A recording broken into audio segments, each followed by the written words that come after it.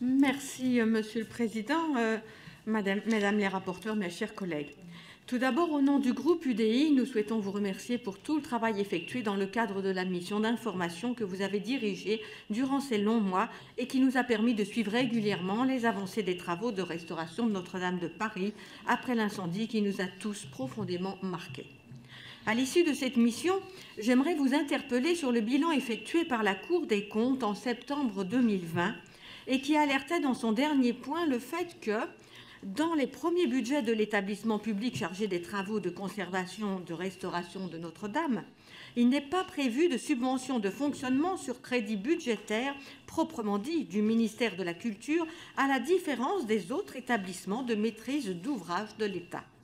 Cet établissement public spécifique était donc, à l'époque, financé exclusivement par des dons pour conduire les travaux, allant à l'encontre même de l'esprit de ces dons collectés et de la lettre de la loi du 29 juillet 2019 qui les réservait exclusivement aux travaux.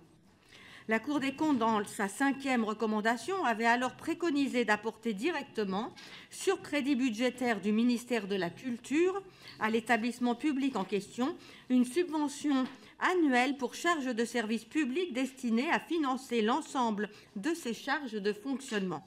Or, force est de constater que dans le projet de loi de finances 2022, il n'est toujours pas prévu de fonds alloués par le ministère de la Culture à cet établissement public. Aussi, je souhaitais vous demander quand l'État envisageait de se mettre en conformité avec les exigences de la loi afin d'appliquer la dite recommandation du rapport de la Cour des comptes. Je vous remercie.